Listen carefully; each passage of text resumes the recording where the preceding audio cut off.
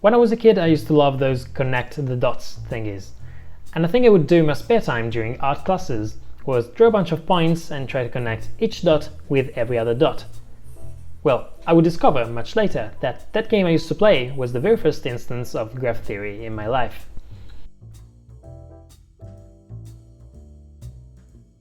Graph theory has nothing to do with these nested things. It is the art of dots and lines that make pretty patterns. And its simple basic elements, that is, dots and lines, are enough to find lots and lots of different applications. A graph is a pair VE, where V is a set of vertices and E is a set of edges, represented as pairs of vertices. Vertices and edges is just a fancy way of saying dots and lines. I hope this definition makes sense. In particular, I hope you're comfortable with the representation of edges as pairs of vertices. I'll give you a few seconds to think about that.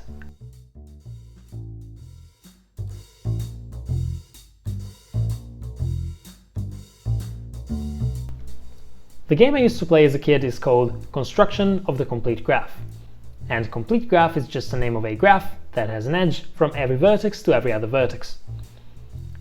A graph with no edges from any vertex to any other vertex may well exist, and it is called an empty graph of order n, where n is the number of vertices it has. In general, when we refer to the order of a graph, we are talking about its number of vertices.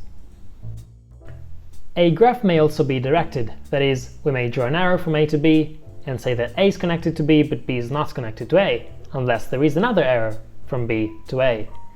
We'll just focus on undirected graphs for now.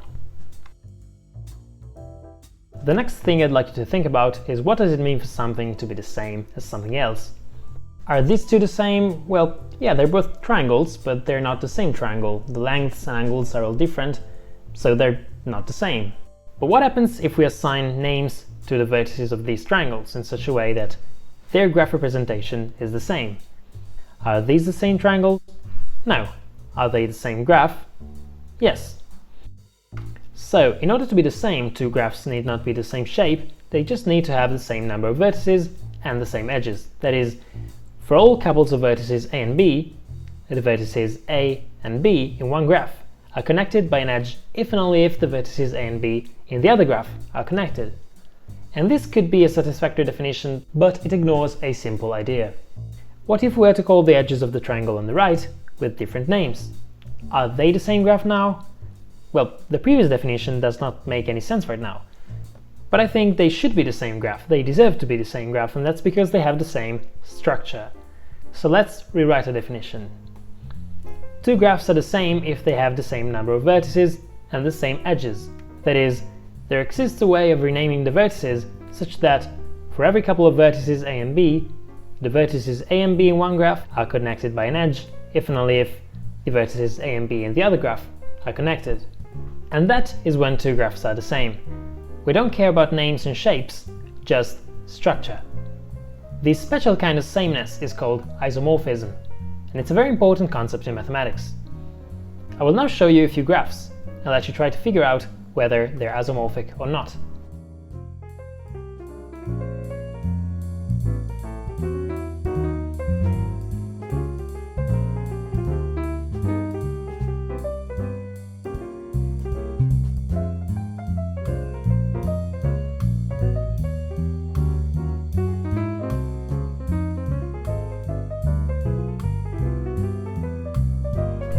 An actual lesson on graph theory would now start describing planar graphs, Euler's formula, and Platonic graphs. And those are interesting, and you should Google those terms to learn about those concepts. But I view things from a computer science point of view, so I really want to give you an idea of why I find graph theory so powerful. By deciding whether or not A and B are connected by an edge, we are assigning them some sort of a distance. If they are connected, they have a distance of 1. If they're not, but A is connected to a vertex C, that is in turn connected to B, they have a distance of 2. If they're not connected, and they don't have a distance of 2, they might have a distance of 3. You may think of this as Facebook friendship. A can be friends with B, or they can be friends with some other friends, and so on. What if there is a vertex that is not connected with any other vertex? In that case, we may say that that vertex is infinitely far away from the others. This concept of distance is very important for managing big networks, which are graphs if you think about it. Let's say you're in Paris and you want to download a file. You may not want to download it from a server in Tokyo, you may prefer a server in Berlin.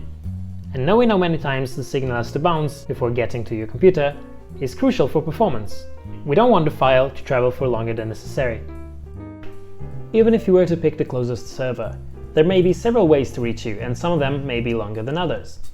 We need systematic ways to find which way is shortest, the so-called shortest path algorithms.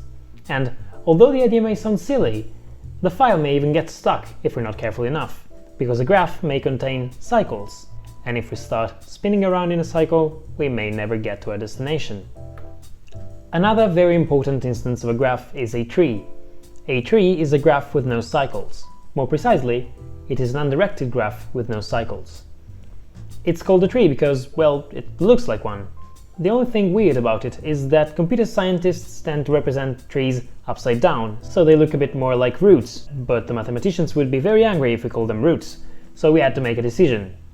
Who to irritate, the mathematicians or the biologists?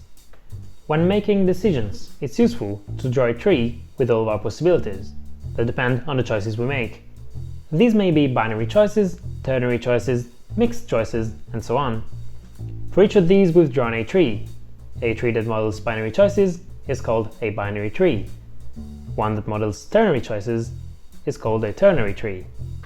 Trees have a lot of other applications. You may know family trees that connect each parent to their children, although they may well not be trees, since there may well be cycles if you live in Alabama. But they're also used as very important parts of compilers and interpreters, and to represent directories and files in a file system. I mentioned that a tree is an undirected graph with no cycles. What would a directed graph with no cycles look like? Well, like this. If you imagine this as some sort of canal system, some vertices only have outgoing flow, and some others only have ingoing flow. As you might imagine, this is very useful in some branches of economics and optimization theory. But that's a whole other story and I won't go into the details here. In 1736, a guy called Euler stumbled upon an interesting challenge.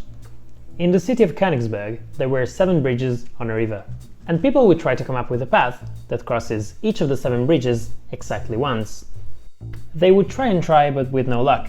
So instead of actually going out there and trying to find a way by walking, lazy Euler drew a map and started to think about a way of abstracting away the bridges, the river and the city, remaining with these regions which he called A, B, C and D, and the possible ways to go from each region to every other region, so basically a graph. He proved that there is no solution to the problem as it is, but there would be at least one if the degree of each vertex, that is, the number of edges that connect that vertex to another, was even. I won't give you the details of the proof, since this is just a brief overview of the subject, but I suggest you to think about why that might be the case. A path on a graph, that is informally a series of movements along edges, is called an Eulerian path if it crosses every edge exactly once, and it takes its name from the famous problem we just described.